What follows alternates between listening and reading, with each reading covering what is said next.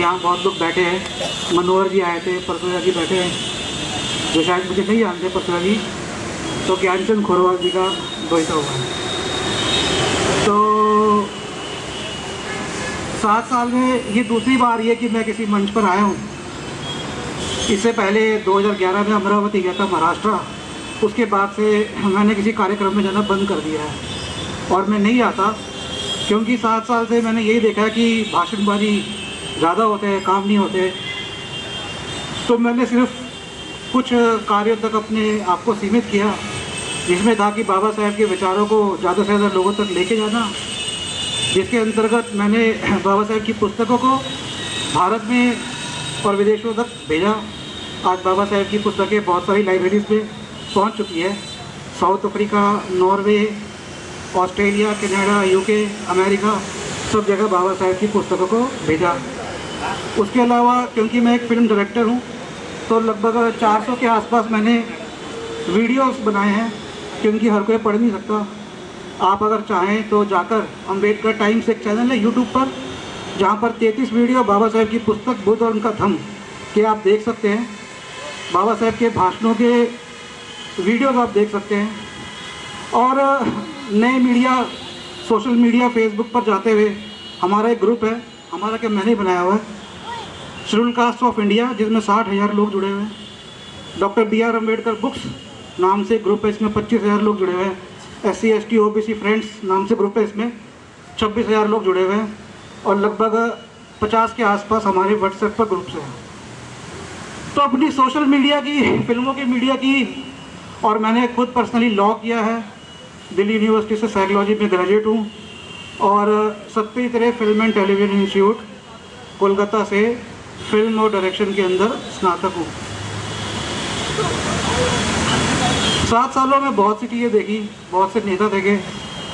मैं यहीं पर मादीपुर में एक नेता को लेकर आया था, उन्हीं के समाज के लोगों के बीच में मैंने उनका वीडियो ही बनाया। आज वो MP हैं बड़े, लेकिन 10 मिनट भी उनसे खड़ा नहीं हुआ गया। एक बार उनसे मेरी फ़ोन पे बात हुई, उन्होंने मुझसे कहा कि आप मुझे लेके चलो, लोगों के बीच में नेता बनाओ। मैंने कहा हमारे लोग रोज़ का काम करते हैं, उनको 400-500 रुपये रोज़ का दिए। तो मैंने कहा कि आगे से मुझे फ़ोन मत करना। आज वही नेता के बड़े बड़े होर्डिंग लगे हुए हैं, बीजेपी से उनके पास अच्छा पैसा आ रहा है। एक दूसरे नेता बेसिकली एक जो रिजर्वेशन आया केस के फीमेल्स का जो रिजर्वेशन कर दिया है, तो जब काउंसलर्स बनती हैं तो उनके हस्बैंड को मैंने फ़ोन किया। एक लड़की के ससुराल वाले उसको तंग कर रहे थे, अपने समाज से, शेड्यूल कास्ट से थी। तो मैंने उनको फ़ोन किया कि वो लड़की परेशान है, ऐसे पुलिस में उसकी कंप्लेंट नहीं लिखी जा रही। तो मैंने कहा पुलिस में जाओ। मैंने कहा पुलिस में गए, कंप्लेंट नहीं लिख रही, आप MLA इसके काउंसलर के हस्बैंड हो, तभी तो आपको फ़ोन किया। तो ये समस्या है कि सिर्फ बेवकूफ़ ये कहते हैं कि पूरी तरह से ब्राह्मण बना रहा है, बढ़िया बना रहा है, ऐसा नहीं है। अपने लोग भी पूरी तरह से बेवकूफ़ बनाते हैं। तो इस बात को समझने की ज़रूरत है। और अंततः आज बाबा साहेब की जो पुण्यतिथि है, तो बाबा साहेब की आज पुण्यतिथि हम इसलिए मना रहे हैं क्योंकि वो एक ईमानदार इंसान थे। उन्होंने अपने सारे काम ईमानदारी से किए, उनके अंदर ईमानदारी थी। और उनकी ईमानदारी का एक प्रसंग मैं यहाँ पर बताता हूँ कि बाबा साहेब लेबर मिनिस्टर थे ब्रिटिश राज के अंदर। लॉ मिनिस्टर तो बाद में बने, लेबर मिनिस्टर और PWD डिपार्टमेंट था उनके पास दिल्ली का। मतलब कि दिल्ली के जितने भी बड़े बड़े ठेके थे वो सब बाबा साहेब पास करते थे। और दिल्ली का सबसे बड़ा ठेकेदार एक बार बाबा साहेब के पास आया और बाबा साहेब के पुत्र से और एक बाबा साहेब के शिष्य समान थे, शंकरानंद शास्त्री जी, उनसे मिला और ये प्रस्ताव रखा कि अगर बाबा साहेब उनको ठेके दिलवाए थे तो 25% कमीशन बाबा साहेब को मिलेगा। बाबा साहेब तक ये बात उनके पुत्र द्वारा पहुंची और जब बाबा साहेब ने ये बात सुनी तो बाबा साहेब ने अपने पुत्र के लिए कहा कि तुम शाम की गाड़ी से वापस बॉम्बे लौट जाओ, क्योंकि मैं यहाँ पर अपनी संपत्ति बनाने के लिए नहीं आया हूँ, मैं यहाँ अपने समाज को खड़ा करने के लिए आया हूँ। तो ये बाबा साहेब की ईमानदारी का एक प्रसंग है कि बाबा साहेब कितने अमीर, कितने ईमानदार थे। अगर आप ज़रा सोचिए, आज बिल्डर्स और जितने भी लोग कंस्ट्रक्शन लाइन में, आज बीजेपी, कांग्रेस और भी अनेक पार्टियां बिल्डर्स और ज्वेलर्स के बलबूते पे खड़ी है, तो बाबा साहब कितना धन कमा सकते थे यदि वे बेईमान होते। तो वे ईमानदार थे, अपने प्रति ईमानदार थे और अपने समाज और परिवार के प्रति भी ईमानदार थे। तो ये ईमानदारी हमें रखनी है और जो बाबा साहब के कार्य, शिक्षा के कार्य, उसको अपनाना है।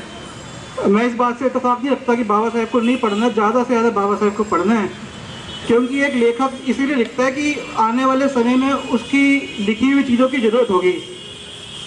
बाबा साहब की पुस्तक पाकिस्तान अथवा भारत का विभाजन, हमारे बहुत से लोग कांग्रेस को वोट देते हुए आए, लेकिन बाबा साहब की पुस्तक है कांग्रेस और गांधी ने अछूतों के लिए क्या किया, वह पुस्तक कितने लोगों ने पढ़ी होगी। मैंने खुद अभी कुछ साल पहले पढ़ी है और जब पढ़ी तो पता लगा, तभी लोगों तक उसे पहुंचाई। शूद्रों की खोज, अछूत कौन और कैसे, जाति भेद का बीज नाश, जो कि उनका भाषण था। तो ये सब बाबा साहब के विचार उन्होंने लिखे हैं अपने आने वाली पीढ़ी के लिए। तो हमें उन विचारों को ग्रहण करना है। जो लोग इंग्लिश में पढ़ सकते हैं वो लोग ऑनलाइन पढ़ सकते हैं, हिंदी वाले नहीं पढ़ सकते तो फिर भी वे निवेश करें अपने समय का। धन तो आता जाता है लेकिन समय इम्पोर्टेंट होता है। और एक बात जो मैं लास्ट जाते जाते कहूँगा, क्योंकि मैं मादीपुर से हूँ और बचपन से मैंने देखा है मादीपुर को। आज तो मादीपुर एक बहुत बड़ा व्यवसायिक केंद्र बन गया है। पश्चिम बिहार से लेके पंजाबी बाग तक के लोग यहाँ आ रहे हैं और मादीपुर से बाहर से लोग आए हुए यहाँ पे ज़्यादा व्यवसाय कर रहे हैं। बहुत से लोग पश्चिम बिहार के हैं और पश्चिमपुरी के हैं जो कि यहाँ पर आकर दुकानें खोल के बैठे हैं। तो हमें ज़्यादा से ज़्यादा व्यवसाय के अंदर जाना है। नौकरीबाजी बहुत हो गई है, कब तक हम लोग नौकरी करेंगे। अब हमें अपने व्यवसाय करने पड़ेंगे और अपने क्षेत्रों को दूसरे के लिए फ़ायदे का क्षेत्र नहीं बनने देना। अपने क्षेत्रों में खुद व्यवसाय करें, सब्जी बेचे, आलू बेचे, जो बेच सकते हैं बेचे। अपने काम धंधों को भी ना छोड़ो। आज बाटा वाला या फिर बड़ी कंपनी कोई भी हो, आपके वुडलैंड कंपनी है, हम क्या वहाँ पर सिर्फ कारीगरी बनेंगे।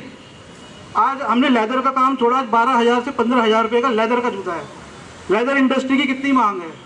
तो अपने कामों को भी मजदूरी करते हुए नहीं छोड़ना, उसमें बड़ा व्यवसायी बनना है। तो सिर्फ और सिर्फ व्यवसाय की तरफ हमें ध्यान देना है।